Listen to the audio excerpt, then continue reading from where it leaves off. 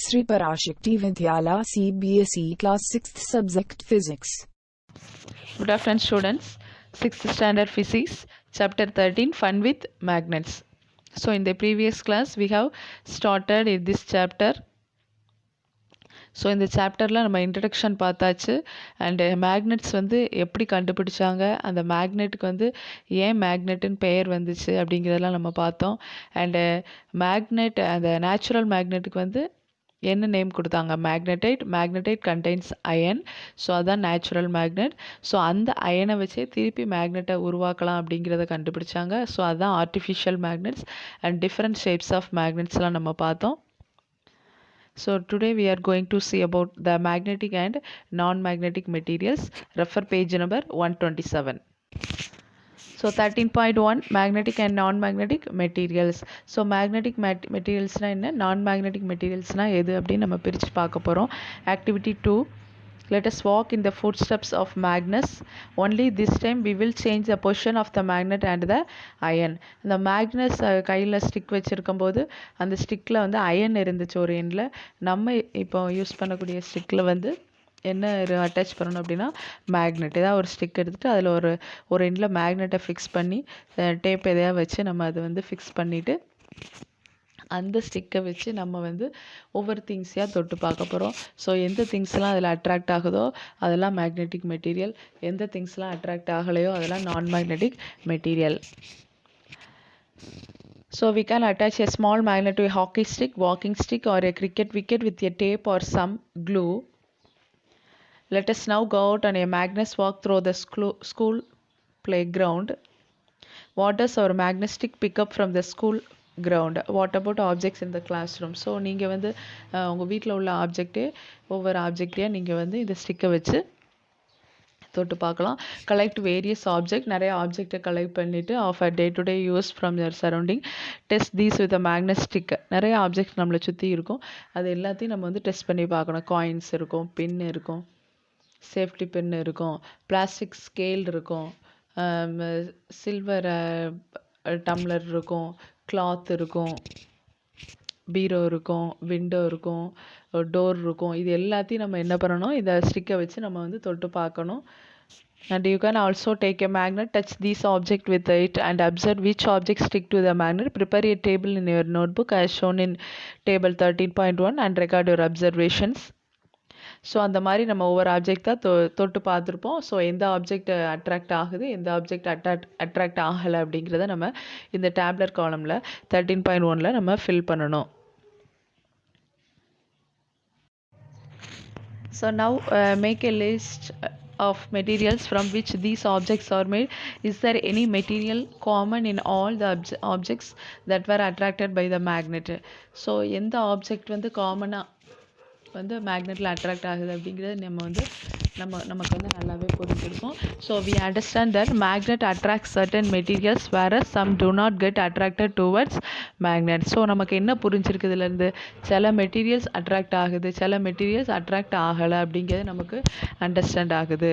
So the material which get attracted towards a magnet or magnetic material. So definition, what are magnetic materials கேட்டா இதான் எழுதணும். The materials which get attracted towards a magnet or magnetic materials, for example iron, nickel or cobalt. Iron, nickel, cobalt இது எல்லாமே மேக்னெட்டில் attract ஆகும். So these are magnetic materials and the materials which are not attracted towards a magnet.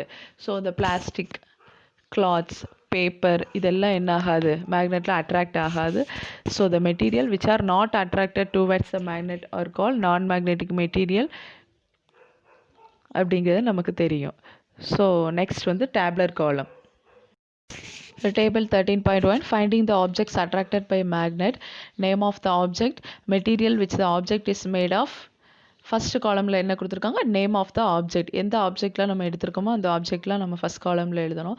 Second column material which the object is made of, அந்த object எதால் ஆனது, கிளாத்தா, plastic, aluminium, wood, glass, iron, any other, அந்த object எதால் ஆயிருக்கு அப்படிங்கிற second காலமில் எழுதணும்.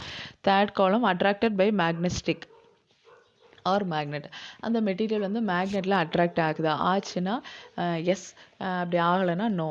ஸோ ஃபஸ்ட்டு காலமில் ஃபஸ்ட்டு ரோவில் என்ன இருக்குது, அயன் பால் இதால் ஆனது அயன். ஸோ செகண்டில் வந்து நம்ம அயன் எழுதியிருக்கோம். ஸோ அயன் வந்து அட்ராக்ட் ஆகுமா? ஆகும். ஸோ அதனால் எஸ். நெக்ஸ்ட்டு ஸ்கேல் அப்படின்னா நம்ம பிளாஸ்டிக் ஸ்கேல் மெயின் பண்ணிக்கலாம். பிளாஸ்டிக் ஸ்கேல் எதால் ஆனது? பிளாஸ்டிக். ஸோ அட்ராக்ட் ஆகுமா? ஆகாது. நோ. ஸோ நெக்ஸ்ட்டு ஷூ எதால் ஆனது? லெதர். இது அட்ராக்ட் ஆகுமா மேக்னெட்டில்? ஆகாது. ஸோ அந்த இடத்துல கொஸ்டின் மார்க் இருக்கிற இடத்துல என்ன பண்ணணும்? நோ. நெக்ஸ்ட்டு ஒரு ரோ வந்து ஃபில் பண்ணாமல் கொடுத்துருக்காங்க. நீங்கள் ஏதாவது ஒரு ஆப்ஜெக்டை எழுதிக்கலாம். ஸோ காயின்ஸ் எழுதலாம், பின் எழுதலாம், எதுனாலும் எழுதிக்கலாம்.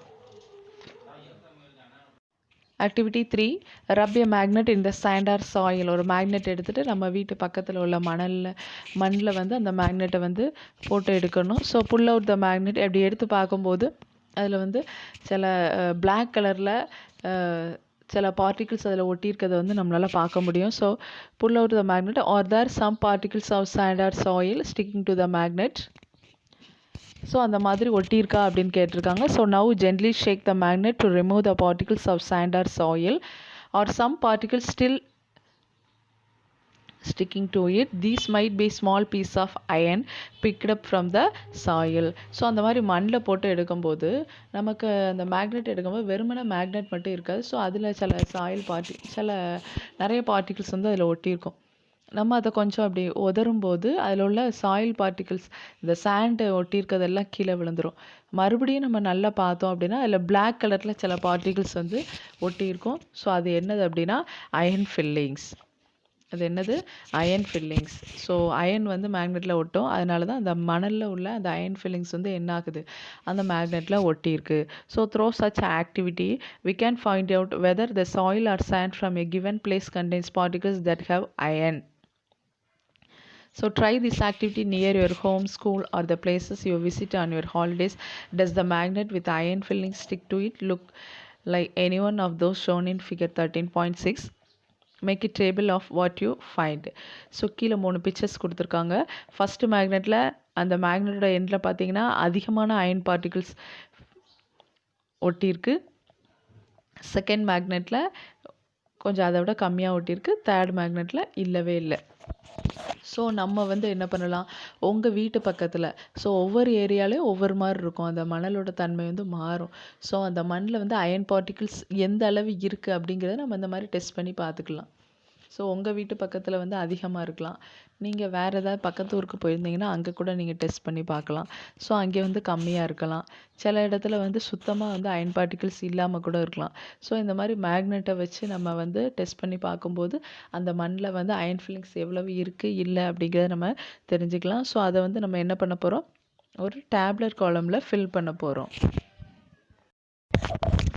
ஸோ இந்த table 13.2 magnet rubbed in sand how many iron filings. மேக்னெட்டை வந்து சாண்டில் போட்டு ரப் பண்ணும்போது அயன் ஃபில்லிங்ஸ் எவ்வளவு இருக்குது அப்படிங்கிறத இந்த டேப்லெட் காலமில் நம்ம ஃபில் பண்ண போகிறோம். ஃபஸ்ட்டு காலம் நேம் ஆஃப் லொக்கேஷன். எந்த பிளேஸில் நீங்கள் செக் பண்ணி பார்க்குறீங்களோ அந்த பிளேஸ் அந்த இடத்துல எழுதணும். ஸோ செங்கோட்டை அப்படின்னா இந்த இடத்துல ஃபஸ்ட்டு காலமில் செங்கோட்டை அப்படிங்கிறத எழுதணும். உங்களுக்கு மீதி 2 இடத்துல வந்து உங்களோட ஃப்ரெண்டு இருக்கிற ஊரை கூட நம்ம இதில் எழுதிக்கலாம். எழுதிட்டு நீங்கள் அவங்ககிட்ட கேட்டு கூட இதில் வந்து டேட்டாவை எழுதிக்கலாம். So did you find iron filling sticking to the magnet? Second காலமில் அப்படி அந்த பிளேஸ் எழுதியிருக்கீங்க. அந்த பிளேஸில் நம்ம மேக்னெட்டை போடும்போது அயன் ஃபில்லிங்ஸ் எவ்வளோ ஒட்டியிருக்கு அப்படிங்கிறத நம்ம பார்க்கணும். நிறைய ஸ்டிக் ஆயிருந்துச்சுன்னா மெனி எழுதணும்.